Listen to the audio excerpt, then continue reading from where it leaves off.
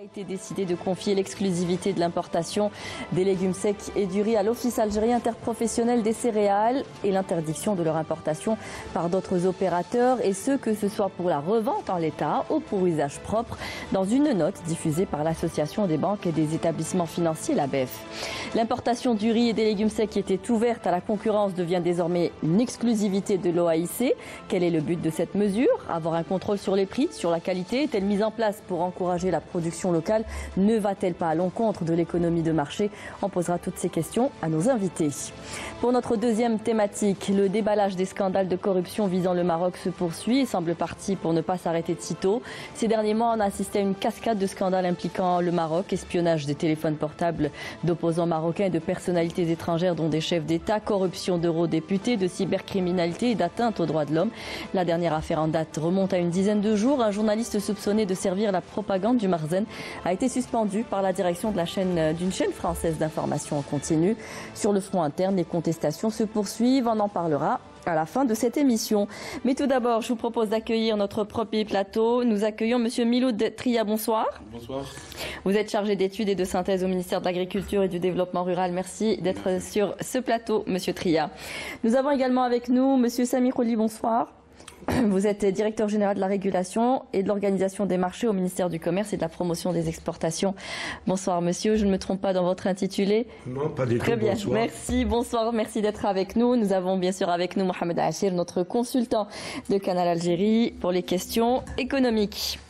Alors, donc, on revient sur cette dernière décision annoncée, donc, comme je vous le disais, par une note de l'ABEF, une décision qui donne l'exclusivité des importations des légumes secs et du riz à l'OAIC. Tout d'abord, on va essayer de comprendre pourquoi cette mesure a été prise. Je vous propose d'écouter cette déclaration du ministre du Commerce, M. Kamel Rizk. Cette décision n'a pas été prise en 2023, elle a été prise par les hautes autorités du pays l'année dernière. Nous avons commencé à l'appliquer en deux étapes. L'année dernière, il était question de la première étape relative à l'exclusivité de l'importation des légumes secs par l'Office par le biais du procédé connu sous le nom de l'achat pour la vente. Le citoyen a pu constater que suite à cela, l'OAIC a acquis une certaine expérience en matière d'importation de légumes secs, en matière de vente en l'état, et par conséquent, n'importe quel commerçant de gros ou de détail peut se diriger vers l'office pour acheter sa marchandise et ensuite la revendre. Ça, c'était l'année dernière car le gouvernement avait décidé d'appliquer la mesure d'exclusivité progressivement. Concernant la deuxième étape relative à l'octroi de l'exclusivité de l'importation des légumes secs à l'OAIC pour la vente aux industriels appliquée en 2023, c'est, comme vous le savez, une expérience pilote pour ce qui est du blé qui était importé de manière anarchique par plusieurs opérateurs. Le gouvernement a donc décidé d'accorder l'exclusivité à l'Office et je tiens à en expliquer les raisons. D'abord, les agriculteurs ont enregistré une production abondante en matière de légumes secs, notamment les pois chiches et les lentilles. L'anarchie dans l'importation de ces produits a tué la production nationale. Le premier objectif est donc l'encouragement de la production nationale et sa protection. En deuxième lieu, le gouvernement, et après la tenue du Conseil des ministres, a valorisé cette filière en augmentant les superficies consacrées à ces cultures et a revu à la hausse les prix d'achat de ces produits achetés directement chez l'agriculteur, ce qui a encouragé ces derniers à augmenter leur production. Cette mesure vise également à rassurer les consommateurs, car il ne faut pas oublier que ces légumes secs entrent dans le cadre de la sécurité alimentaire. Voilà, donc dans cette réponse, on retrouve le comment et le pourquoi de cette décision. Alors aujourd'hui, messieurs, cette mesure de régulation vient donc pour répondre à un dysfonctionnement. C'est bien de cela dont il s'agit, Monsieur Khouli. Je vous donne la parole en premier. Oui, merci pour l'invitation. Bismillah ar-Rahman ar-Rahim. Les objectifs sont multiples à travers cette décision. Les pouvoirs publics, comme ça a été dit au début de l'émission, cette décision a été prise déjà l'année dernière, où l'exclusivité de l'importation a été donnée à l'OAIC. Il faut rappeler que l'OAIC, c'est le premier office en tant qu'entreprise publique qui a vu le jour après l'indépendance. Avec cette expérience, il pourra bien sûr faire face à toutes les contraintes, à tous les dysfonctionnements qu'on peut imaginer en la matière. L'OAIC, pour le rappeler, aussi a eu cette exclusivité pour l'importation du blé dur et du blé tendre. Et nous n'avons connu aucun problème puisque les professionnels ont adhéré à cette démarche. Aujourd'hui, ils reçoivent leur quota. Nous n'avons pas de problème notable en termes d'approvisionnement en semoule, en farine et en pâtes alimentaires. Bien sûr, nous avons apporté quelques correctifs en cours de route, tel que le prix des pâtes qui a été maîtrisé par la suite, parce qu'au début, peut-être que certains importateurs ou certains minotiers ou fabricants de pâtes avaient un stock qu'il fallait écouler, mais par la suite, le plus commun des mortels peut vérifier sur le marché qu'il n'y a pas eu de manque ni de tension sur ce type de produit. Cette démarche a été reprise pour les légumes secs. Pour l'année dernière, l'OIC s'est occupé d'importer des quantités pour la revente en l'état, pour qu'il n'y ait pas de tension ni de manque sur le marché, quel que soit le produit légumes secs, c'est-à-dire lentilles, haricots, pois chiches, comme on appelle pois cassés ou riz. Et là aussi, nous avons une abondance de produits sur le marché, ce qui est offert. L'expérience de l'OIC, c'est aussi les achats qu'elle effectue avec un cahier des charges, c'est-à-dire avec des conditions, c'est des conditions draconiennes. Il y a un comité d'achat multisectoriel, il y a un référentiel qui est la norme, et tout dépend bien sûr du pays vers lequel on va acheter. Nous avons entendu ici et là aussi que le prix d'achat est élevé. Non, l'OIC a acheté des produits de qualité. Et il y a un bon rapport qualité-prix par rapport à ce qui a été acquis jusqu'à maintenant. Est-ce qu'aujourd'hui, vous parlez de l'OAIC qui est en charge donc de l'exclusivité également des céréales, qui va prendre également l'exclusivité d'importation des légumes secs et du riz. Est-ce que ce n'est pas une charge supplémentaire pour l'OAIC? A-t-elle les moyens, la logistique qu'il faut derrière, l'expérience aussi? Il faut être offensif sur les marchés. Est-ce qu'aujourd'hui, l'OAIC est capable d'assumer tout cela? Merci pour la question. Donc, pour l'OIC, c'est un office qui a vraiment l'expérience dans la régulation, beaucoup plus, soit dans la collecte de la protection nationale et l'importation. L'office, il a plus de 146 points ou centres de proximité pour commercialiser ou pour stocker. Nous avons une capacité pour le stockage, nous avons créé des unités de conditionnement, vraiment d'un emballage de qualité.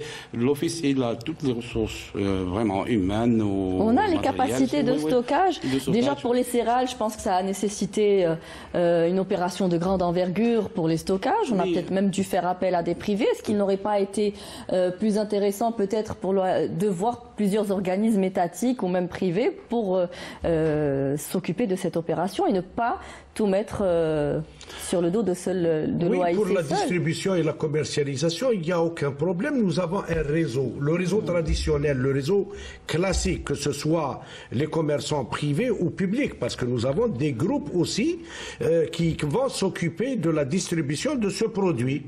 L'OAIC, déjà, il y a un conditionnement qui a été fait. Monsieur Collier, en termes de stockage, c'est des stockages très spécifiques aujourd'hui qu'il faut. Est-ce que nous avons toute cette logistique? Est-ce que l'OAIC a toute cette logistique derrière et peut se le permettre? Oui, bien sûr. Il est capable. Il a fait ça dans le passé. Il a déchargé d'importation de légumes secs dans le passé. Il a assuré la mission. Donc, on ne peut pas comparer les légumes secs par rapport aux céréales en termes, c'est-à-dire de quantité. Donc, on n'importe pas vraiment de grandes quantités par rapport aux céréales. Combien? C'est-à-dire pour les légumes secs, surtout les lentilles et les pois chiches, c'est environ 1 million de quintaux, 1,2 million, quelque chose comme ça. C'est à peu près 350 tonnes. 350 000 tonnes, oui. Voilà.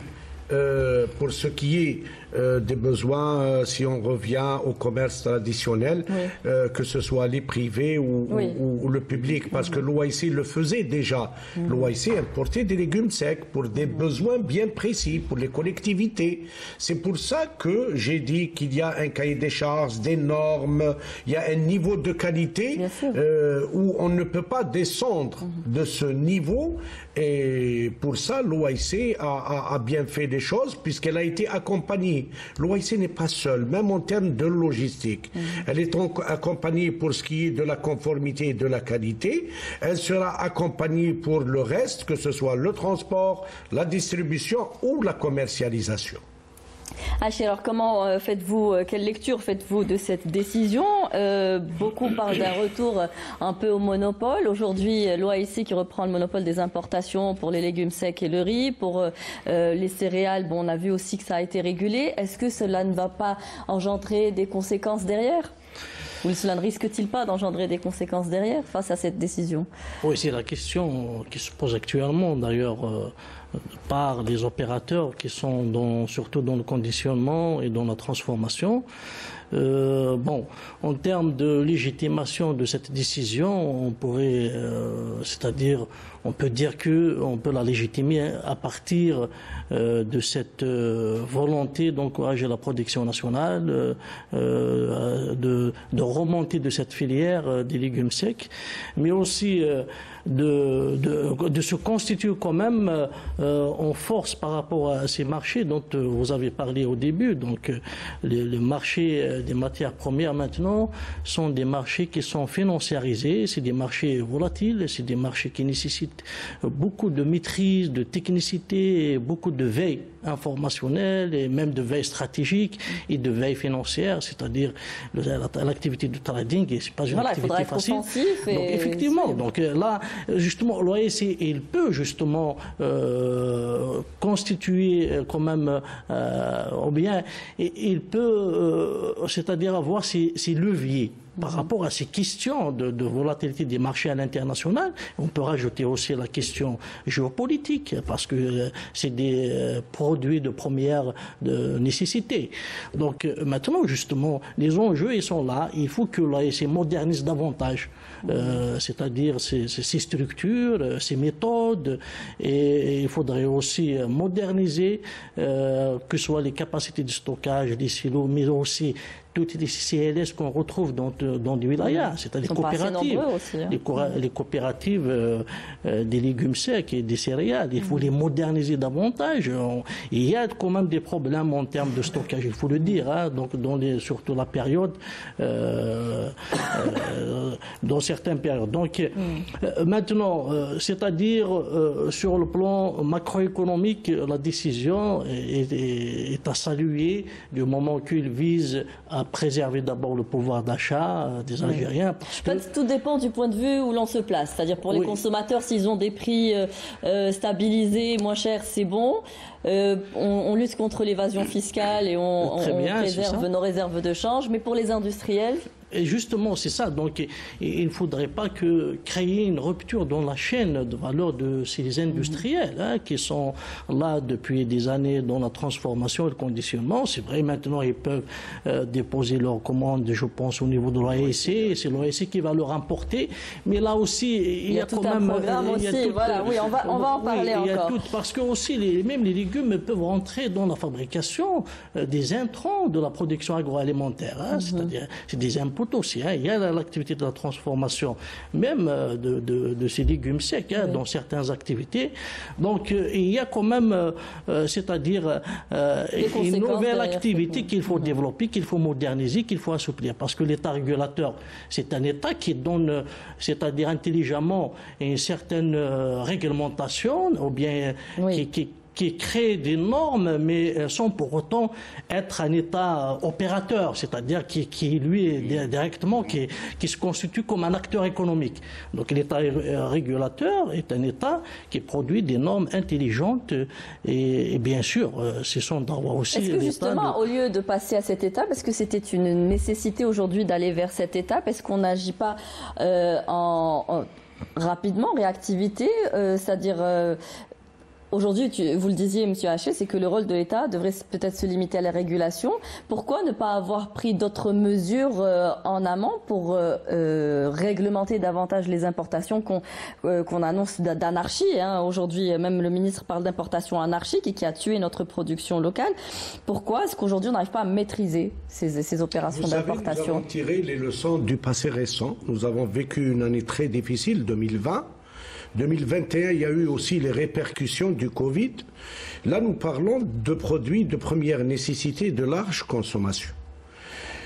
Il y a aussi un défi qui s'oppose à tous les pays. Le nôtre n'est pas en marche, c'est la sécurité alimentaire. Et là aussi, l'État a pris pas mal de mesures et de décisions, que ce soit pour l'huile alimentaire, que ce soit pour le sucre, pour le blé dur, pour le blé tendre, et maintenant pour les légumes secs. Il y a une facture qui pèse sur le trésor. Et là, nous sommes dans l'obligation de maîtriser ces dépenses. Est-ce que ça va nous permettre de connaître nos besoins réels à travers cette décision nous les connaissons. Et de pouvoir les réguler après? Oui, nous le connaissons pour pas mal de produits de première nécessité, comme je l'ai dit. Mais là aussi, je dois revenir à cette notion de sécurité alimentaire.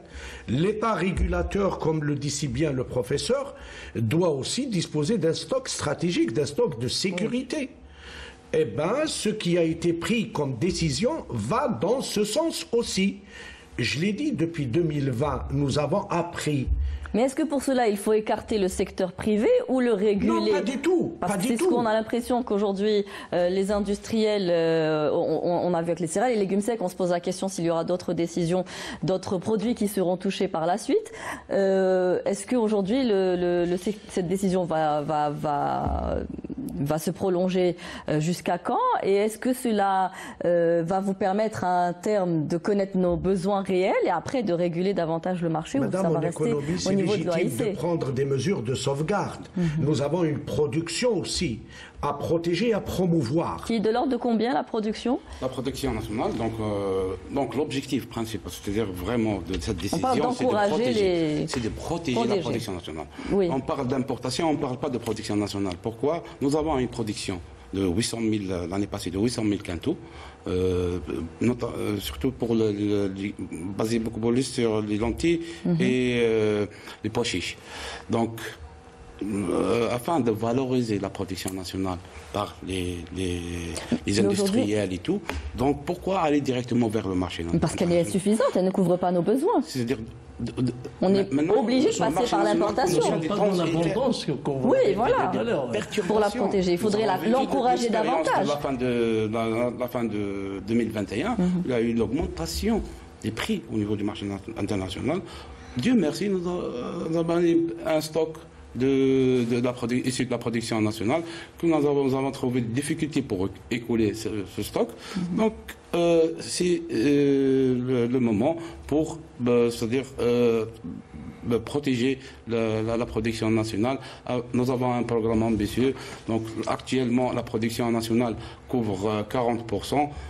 L'objectif, c'est d'atteindre au moins ou de couvrir 90% de nos besoins à la fin de 2024. On l'a entendu dans la déclaration du ministre qui disait que justement on veut encourager la culture de ces produits-là et d'acheter même un tarif plus élevé au niveau des agriculteurs pour les encourager à aller plus vers cette culture, ce qu'on a fait aussi un peu avec les céréales. Des mesures incitatives ont été prises par le secteur de l'agriculture, notamment l'augmentation de la prime de la collecte, ce qui a encouragé les producteurs à augmenter les surfaces, même sur le plan, c'est-à-dire le progrès technique a été enregistré, il y a une augmentation des rendements. Nous avons mis aussi un dispositif de contractualisation directement entre les CCLS et les producteurs pour assurer la traçabilité de la semence. La semence, c'est une semence issue de la production nationale, on ne dépend pas du marché international, donc ça rentre dans le renforcement de la sécurité alimentaire de notre pays.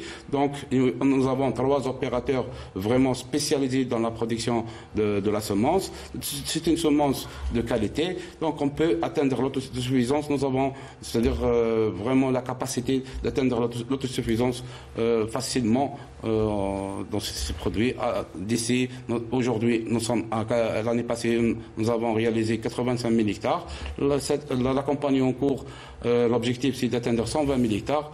Pour couvrir au moins 90% de nos besoins, il nous faut environ 150 000 hectares. C'est facile d'atteindre ces objectifs. C'est ce que nous espérons aujourd'hui, d'arriver à produire. Et pour le riz ? Pour le riz, sauf le riz qui demande vraiment des ressources hydriques importantes. Oui. Donc, on ne consomme pas vraiment des grandes quantités par rapport aux autres pays. On va continuer à importer par le biais de... C'est-à-dire qu'avec ces temps de froid, je pense qu'il y a une forte demande sur les produits de légumes secs. On sait qu'ils font partie aujourd'hui de nos traditions et de nos tables. Plus du pain, des céréales que vraiment le riz. Pour les industriels, nous avons mis en place, à travers l'OAC, un dispositif d'achat pour compte pour les industriels. Il n'y a pas de problème. Nous avons un stock aussi qui couvre largement les besoins. Nous avons un stock qui couvre, c'est-à-dire pour une période d'ici la fin de l'année. Il va y avoir aussi le maçon-battage, dans la campagne maçon-battage, le lancement de la récolte qui vient de renforcer nos stocks. Alors aujourd'hui, le monopole de l'État dans un segment donné, surtout en matière de consommation, a déjà montré ses limites de par le passé. Qu'est-ce qui va changer pour cette fois-ci ? Justement, il ne faut pas y aller vers un monopole total de l'État, parce que c'est vrai, il y a des produits stratégiques comme les céréales, mais il faudrait, c'est-à-dire l'approche doit être vraiment dans le vrai sens de l'État régulateur. L'État régulateur n'est pas un État opérateur. N'est même pas un État régalien, c'est-à-dire qui est là pour imposer, qui interdit, etc. Mais qui crée des meilleures conditions, des institutions qui motivent les acteurs économiques, des normes qui influencent les comportements des acteurs économiques, des entreprises, pour pouvoir justement arriver, bien sûr, dans le cadre toujours de l'intérêt général, c'est-à-dire pour... l'État, c'est vrai, et je suis tout à fait d'accord en termes de sécurité alimentaire. Il y a la sécurité alimentaire, il y a un contexte géopolitique, il y a aussi cette financiarisation des marchés de matières premières. C'est-à-dire, il faut vraiment être, c'est-à-dire de compétences vraiment avérées dans la maîtrise de ces marchés pour pouvoir gagner. C'est des ventes à terme, c'est des marchés non réglementés, donc il faudrait avoir des connaissances en la matière pour pouvoir en profiter aussi des failles du marché international des matières premières.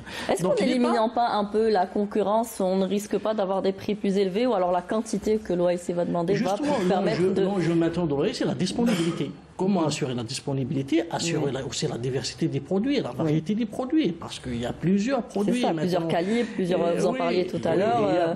Parce que maintenant on a développé beaucoup un peu ces légumes secs, donc j'ai dit tout à l'heure qu'on les utilise même comme input de la production agroalimentaire. Donc, y compris les fèves d'ailleurs, qu'on utilise dans plusieurs branches maintenant de l'industrie agroalimentaire. Donc, mais fondamentalement, ou bien disons structurellement, le problème il est dans la production. C'est-à-dire si on arrive à produire, et c'est pas quelque chose de très difficile, je suis tout à fait d'accord. Il faut produire, même si pour certains spécialistes, nos agriculteurs, je ne sais pas, par effet d'incitation ou par préférence individuelle, rationnelle, donc préfèrent beaucoup plus les céréales.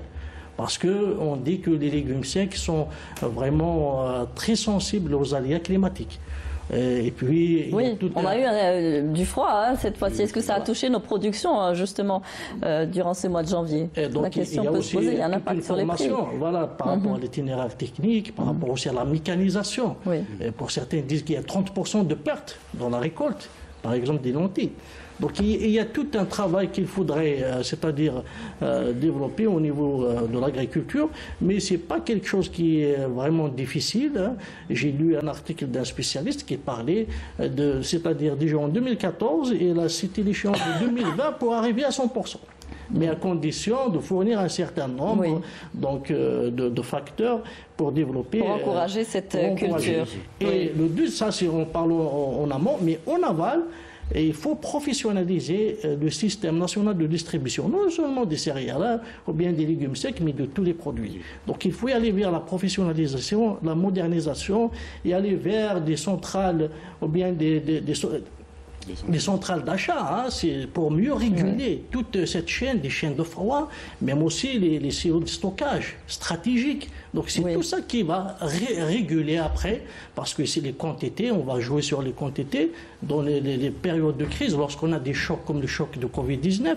Donc il faut réguler avec cette capacité de l'État de constituer une offre importante. Cela peut être compris comme une bonne décision à condition de pouvoir surveiller, contrôler le marché, que le produit interdit à l'import soit disponible et couvre le besoin demandé par la population. Aujourd'hui, on est prêt à l'assurer. Oui, madame, ça a été une décision étudiée. Ce n'est pas tombé du ciel comme ça. Nous sommes tous responsables.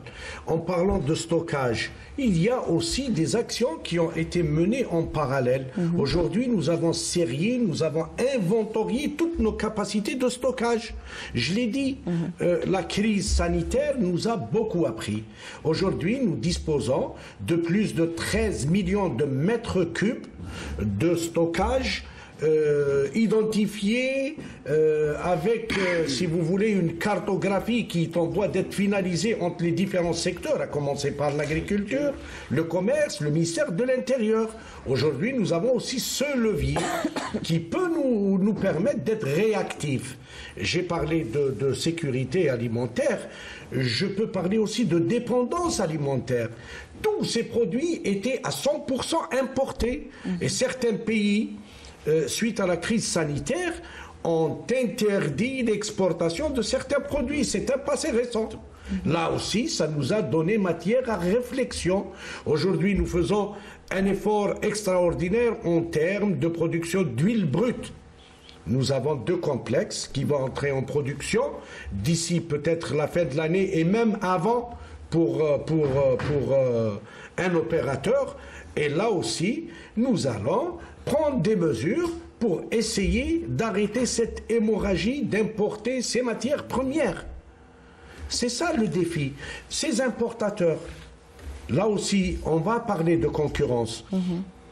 Ils peuvent aussi investir. Il y a une loi, il y a des mesures incitatives. Et là aussi, ils peuvent investir dans ce type d'agriculture. Il y a des terres, il y a un accompagnement. Nos instituts technologiques travaillent aussi pour ça.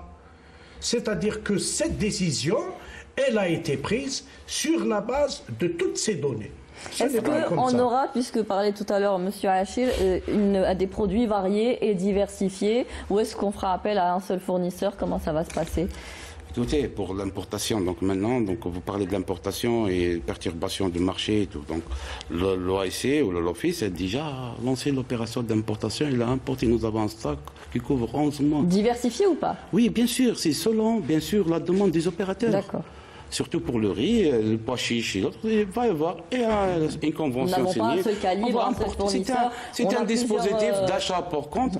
Justement, on va importer le besoin. Si la production nationale couvre 40% actuellement aujourd'hui, donc on va importer les 60% qui restent selon les demandes ou selon la demande des opérateurs et des consommateurs, bien sûr.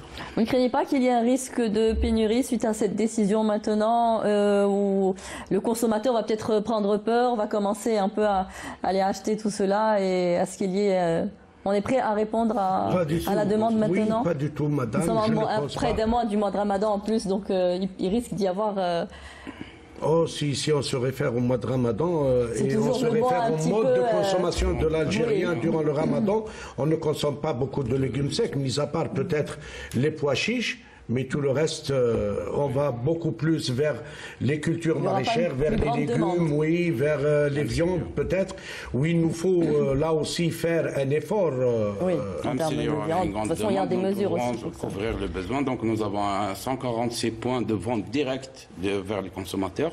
Donc pour le mois de Ramadan, donc il y a un dispositif pour assurer la disponibilité des produits de large consommation pendant le mois de carême. Donc pour les légumes secs, nous avons le stock nécessaire qui couvre largement le besoin, même pour les opérateurs ou là pour les... C'est dans la peur qu'il y ait une spéculation derrière. On sait très bien comment ça se passe à l'approche du mois de Ramadan, ça s'envole rapidement. Directement de l'OAC, il n'y a pas de problème. Là aujourd'hui, nous avons un outil juridique, la spéculation. Oui. Nous avons toute une loi. 30 ans d'emprisonnement. que risquent les spéculateurs. C'est passé, il y a des brigades mixtes qui sont sur le terrain, sur le qui-vive, il n'y a aucun problème. Là, c'est les mesures qui seront prises pour essayer de réguler, d'endiguer ce type de comportement. Et là, je lance un appel aux véritables professionnels de se comporter en professionnels. Maintenant, pour la population des opérateurs transformateurs, pour les légumes secs, il n'y a pas beaucoup de transformation. Nous connaissons, nous avons identifié tous les transformateurs. Ils sont invités à venir discuter, que ce soit avec l'OIC, le ministère de l'Agriculture ou le ministère du Commerce. Nos collègues du ministère de l'Industrie s'attellent aussi à effectuer ce travail. Pour les conditionneurs aussi, l'OIC a été chargé d'effectuer des achats pour compte. Là aussi, on peut discuter, on peut dialoguer, on peut échanger. Il n'y a aucun problème pour ça. Alors, pour le prix, donc j'allais en venir au prix justement. Par rapport, si l'OIC va importer, donc l'OIC, on peut maîtriser la marge. L'OIC va prendre une petite marge. Comme ça, même on va limiter ou éliminer les intermédiaires. Je rappelle que ce n'est pas des produits subventionnés par l'État, donc on les retrouve. Surtout les intermédiaires. Ça va nous faciliter le contrôle par le biais du ministère du Commerce, la traçabilité de produits. Donc, on peut maîtriser bien le marché et voilà. Quel est le maillon qui manquait justement avec les industriels privés qui ne permettaient pas de réguler ce marché? Madame, je ne suis pas d'accord pour dire que l'OIC achète plus cher ou achète... Non, on n'est pas revenu sur ça. Non, juste pour revenir à votre question. Là aussi, il ne faut pas oublier que le marché s'est emballé à un moment donné. Il ne faut pas oublier le coût du fret, il ne faut pas oublier les coûts de transport. Oui. Et là, on a eu une courbe ascendante qui a atteint les 157%. Pour certains produits, il y a eu des augmentations qui ont dépassé les 100%. Oui, les chiffres de l'ONS le prouvent. De 2022, ça a augmenté par rapport à 2021 déjà. On parle de rationalisation. Nous n'avons pas le droit d'éroder toute notre réserve de change aussi. Je n'ai pas dit que l'OIC achèterait plus cher. J'ai posé la question. Est-ce qu'elle ne risque pas d'acheter plus cher parce qu'il n'y aura pas de concurrent derrière? Ou est-ce que, vu la quantité qu'elle va commander, va pouvoir un peu juguler et justement faire la balance? C'est ma question. C'est des achats à flux tendu. Là aussi, c'est un office qui est aguerri depuis l'indépendance. Il a toujours acheté du blé. Les techniques de vente sont presque les mêmes. C'est vrai que le produit est différent. Là aussi, il faut faire... c'est des marchés volatiles qui sont... Oui, c'est des marchés volatiles, je l'ai dit. Depuis 2020, nous connaissons cette volatilité. Et l'instabilité, il y a aussi, il ne faut pas l'oublier, une situation mondiale. Parfois, il y a des baisses. Mais est-ce qu'elles sont répercutées sur nos prix? Oui, il faut avoir le courage de se poser certaines questions. Est-ce que ces baisses... On ne ressent pas toujours là quand il y a la baisse. Est-ce que ces baisses, avant de prendre ce type de décision, est-ce que ces baisses se sont répercutées sur le prix à consommateur? Eh bien, pas du tout. Voilà, c'est ça, on ne ressent pas dans le sens inverse. Ça à travers l'OIC. Si l'OIC va importer, si le produit baisse, le prix baisse sur le marché mondial, l'OIC... Donc on pourra le ressentir au niveau dernier du consommateur.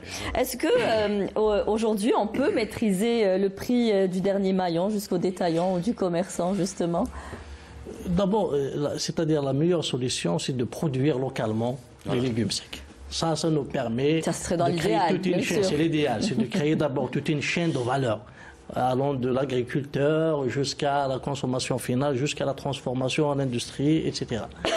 Mais maintenant, maîtriser le maillon, ça prendra aussi du temps, parce qu'il faut mettre les moyens, il faut dire les choses telles qu'elles sont. La logistique n'est pas assez développée en Algérie. Il faut le dire, on n'a pas encore développé la logistique, donc ça nous demande encore des centrales logistiques, ça nous demande aussi de moderniser les CCLS qui sont en train de faire un très bon travail. D'ailleurs, il y a aussi Agrodiv qui a fait un bon travail durant la période de la Covid-19 par rapport à la semoule, aux céréales, etc. Mais qui nécessite encore beaucoup d'efforts dans le marketing, dans la distribution, dans la gestion, c'est-à-dire le management de Il faut assurer une fluidité, une continuité. Parce que même il y a une certaine, c'est-à-dire il y a un héritage un peu lourd par rapport au secteur public. La bureaucratie aussi. Aux anciens Souq al-Flah, etc. À l'époque, donc on avait cette économie qui est planifiée, centralisée, etc. Donc qui a créé à un certain moment des punneries parce que l'Algérie a vécu des situations de crise financière la fin des années 80 et des années 90. Mais là, ce n'est pas, c'est-à-dire, ce n'est pas le public qui fait défaut. Non, le public, il doit avoir sa place, mais avec une certaine... Mais peut-il soutenir tout cela longtemps? Parce que c'est bien de vouloir aujourd'hui maîtriser tout cela pour justement que le pouvoir d'achat des Algériens ne soit pas touché, mais peut-il, et son rôle aujourd'hui? Oui, justement, le public, il est de son devoir de protéger le pouvoir d'achat des Algériens. Il est de son devoir de réguler. De ne pas laisser le marché... Et d'assurer la sécurité alimentaire. La sécurité alimentaire. Et de ne pas laisser justement les spéculateurs jouer avec des produits de première nécessité, de large consommation. Mais il faudrait justement, surtout dans la régulation, l'approche de préférence de mettre toujours les moyens avant et puis, c'est-à-dire appliquer la réglementation, appliquer même la coercition, s'il faut, parce que c'est l'État. C'est l'État aussi. Est-ce que ça ne va pas à l'encontre de l'économie de marché? Je posais la question au début de l'émission. Est-ce que ça ne va pas un peu à l'encontre du marché libre et de l'économie de marché aujourd'hui que d'enlever cette concurrence? Pas du tout, madame. Il faut s'adapter à une conjoncture, je l'ai dit, je le redis. Il y a une conjoncture mondiale, il y a une situation d'indécision, si vous voulez. Aujourd'hui, il y a un conflit russo-ukrainien, il y a les répercussions du Covid. Tout ça, il faut prendre en compte pour être réactif et pour prendre les bonnes décisions. Il ne faudrait pas être prospectif plutôt aujourd'hui? Oui, aussi, on parle de promouvoir la production nationale. Si cette production ne verra pas le jour, il faut réviser sa copie. C'est tout.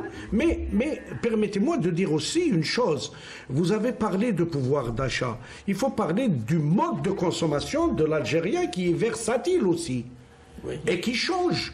Il faut parler du gaspillage qui a un coût extraordinaire et qui pèse un peu sur le revenu des familles, mais qui pèse aussi sur le trésor public. Aujourd'hui, nous continuons à gaspiller du pain. Derrière le pain, il y a un blé qui a été importé en devise forte. Là aussi, en termes de transformation, si nous restons dans le sujet des légumes secs, quelle est cette force? Qu'est-ce que nous avons comme industrie de transformation? Que ce soit pour les légumes secs, pour les fruits et légumes aussi. Nous consommons frais en Algérie. Et nous sommes obligés aussi de développer cette industrie de transformation. On disait que c'était une nourriture de luxe que nous avions en Algérie, de pouvoir consommer frais, tant mieux pour la santé, pour notre santé. Mais ça a un prix. Il y a un juste équilibre à trouver. Il faudrait développer l'industrie derrière. Il ne faut pas oublier que l'Algérie a un défi, c'est de promouvoir ses exportations hors hydrocarbures aussi. Et la transformation de ce type de produit. Absolument, il faut développer l'industrie de transformation derrière. Plus de possibilités et pour pouvoir s'introduire sur plus de marchés. Monsieur Tria. Il y a aussi un autre avantage parce que dans le passé, nous avons trouvé des difficultés pour recenser les stocks disponibles de légumes secs chez les privés. Donc l'importation, elle était libre. Il y avait des spéculateurs. On a trouvé même des opérateurs qui ont un stock vraiment énorme. Donc maintenant, avec cette décision, on peut vraiment maîtriser les stocks. Nous avons recensé... Mais donc, il y a un dysfonctionnement derrière aujourd'hui, monsieur Tria. Et suite à l'instruction de monsieur le Président de la République, il va y avoir... Nous travaillons sur ça, sur un programme ambitieux de renforcement des stocks de l'OIC. Surtout pour les céréales, c'est-à-dire des silos à long terme. Il va y avoir aussi des hangars de proximité pour la collecte, des hangars aussi de proximité pour le tournesol. Nous avons un programme aussi pour la protection de tournesol et la collecte aussi des légumes secs. Voilà. Mais est-ce qu'aujourd'hui, l'État devra à chaque fois réagir dès qu'il y a spéculation sur un produit? Aujourd'hui, on a la poudre de lait, l'huile, les céréales, les légumes secs. Jusqu'où va aller aujourd'hui cette pratique de vouloir réguler et de préserver le pouvoir d'achat pour lutter contre les spéculateurs? Est-ce qu'il ne faudrait pas régler la question en amont? La question se réglera en amont. il y a aussi cette notion à développer, c'est le partenariat public-privé. Absolument. Je reviens vers aujourd'hui, cette le activité privé, ce sera le créateur de richesse de demain. Oui.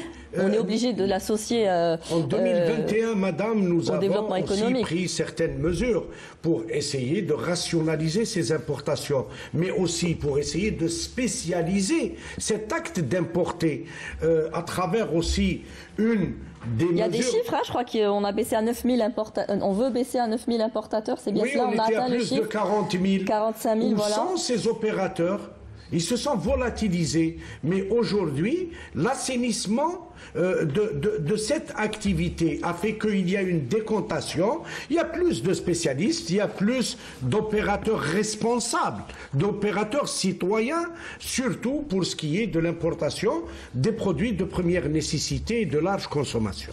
Donc aujourd'hui, pour terminer, hein, le mot va revenir, M. Hachel, on assure la disponibilité, la diversification des produits pour les légumes secs et le riz. Oui. On rassure le consommateur qui sera le premier touché. On parle d'un pays continent avec 4 saisons, avec un potentiel extraordinaire. On doit parler d'investissement, on doit parler de rationalisation aussi. Oui, c'est le but aussi derrière, qui se cache derrière cette décision. Oui, il faudrait aussi de l'efficacité dans l'action publique. L'OAC, c'est pas l'OAC qui en bénéficie de 400 milliards de dinars annuellement, c'est les Algériens, bien entendu. Mais il faut y aller vers, justement, c'est chaque année 400 milliards de dinars de soutien à l'OAC pour, justement, assurer un bon marché ces produits à nos concitoyens. Donc ça constituerait toujours un déficit structurel. Donc la stratégie doit être globale, de long terme, et viser justement à y aller vers une production nationale qui va suffire aux besoins de consommation nationale. Et il n'y a pas que la production après, il y a la distribution. Oui. Moderniser le système de distribution en Algérie. Parce que l'inflation en Algérie, il y a une partie de l'inflation importée, c'est vrai, donc c'est tout un marché mondial qui est chamboulé avec Covid-19. Une grande partie.